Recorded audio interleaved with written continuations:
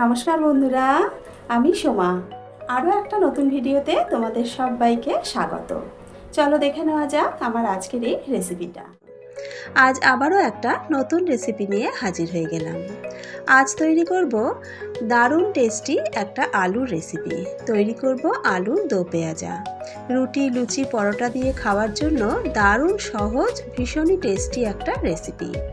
প্রথমেই একটা কড়া গরম করে তাতে দিয়ে দিলাম 4 টেবিল চামচ মতন সাদা তেল।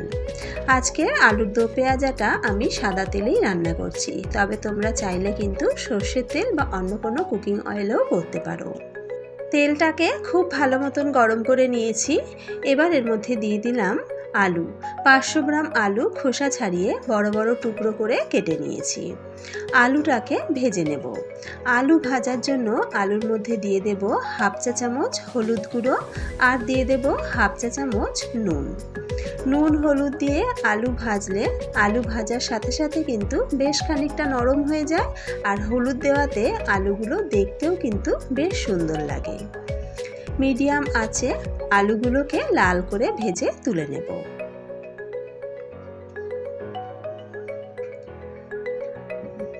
আলুগুলো দেখো বেশ লালচে হয়ে এসেছে। খুব সুন্দর করে আলুগুলোকে ভেজে নিয়েছি। এবার আলুগুলো তুলে নেব।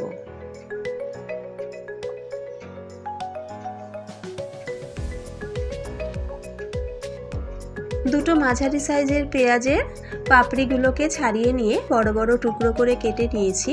এই পেঁয়াজের টুকরোগুলোকে ভেজে নেব, তবে খুব বেশি লাল করে কিন্তু এই পেঁয়াজগুলো ভাজবো না। মিনিট খানেক বা মিনিট দুয়েক একটু পেঁয়াজগুলো ভেজে নেব। পেঁয়াজের কালারটা হালকা একটু চেঞ্জ হয়ে যাওয়া পর্যন্ত পেঁয়াজগুলোকে ভেজে নিতে হবে। আমি এখানে পেঁয়াজগুলোকে হালকা করে একটু ভেজে নিচ্ছি, তবে তোমরা চাইলে কিন্তু কাঁচা পেঁয়াজও ব্যবহার করতে পারো। পেঁয়াজগুলোকে ভেজে নিয়ে পেঁয়াজগুলোকে তুলে নিলাম। এবারে পেঁয়াজ ভাজা তেলের মধ্যে ফোড়নের জন্য দিয়ে দিলাম দুটো ফাটিয়ে নেওয়া ছোট এলাচ, দুটো লবঙ্গ আর 2-3 টুকরো দারচিনি।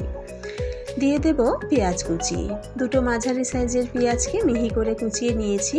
পেঁয়াজ কুচিটাকে লালচে করে ভেজে নেব।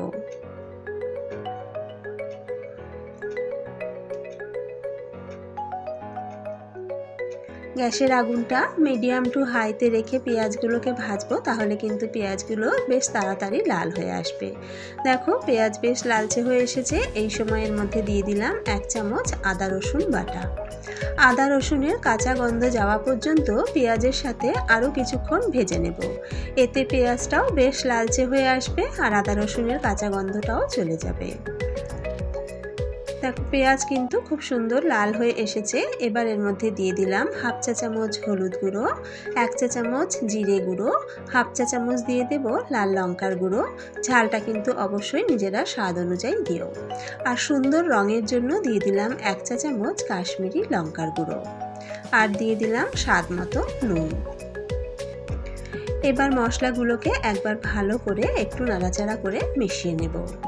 যেহেতু এখানে আমি গুঁড়ো মশলা ব্যবহার করেছি, তাই মশলা যাতে পুড়ে না যায় তাই কিছুটা জল দিয়ে দিলাম। জল দিয়ে মশলাটাকে ভালো করে মিশিয়ে নেব। তারপর তেল ছেড়ে আসা পর্যন্ত ভালো করে মশলাটা কষিয়ে নেব। মশলা আমাদের একদম কষানো হয়ে গেছে, মশলা থেকে তেল ছেড়ে দিয়েছে।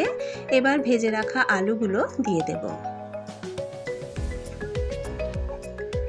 মশলার সাথে আলুটাকে নাড়াচাড়া করে মিশিয়ে নিয়ে মিনিট দুয়েক সময় নিয়ে আলুটাকেও মশলার সাথে কষিয়ে নেব।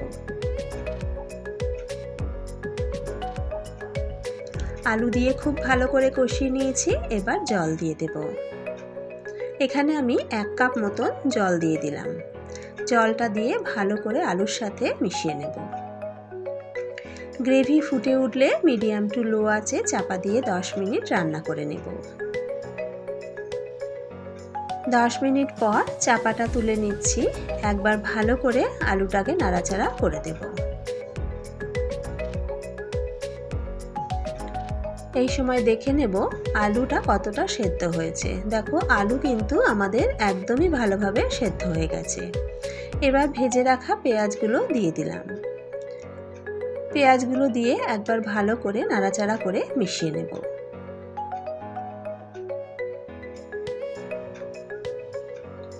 আবারও মিডিয়াম টু লো আঁচে চাপা দিয়ে 2-3 মিনিট রান্না করে নেব।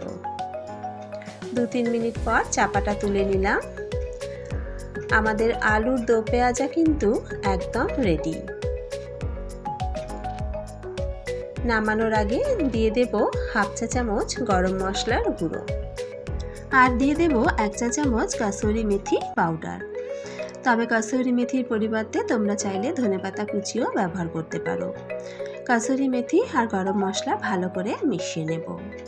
আমার চ্যানেলে নতুন বন্ধু হয়ে থাকলে চ্যানেলটা সাবস্ক্রাইব করে বেল আইকনটা প্রেস করে নিও, তাহলে আমি চ্যানেলে যখনই কোনো নতুন রেসিপি দেব তার নোটিফিকেশন পৌঁছে যাবে তোমাদের কাছে।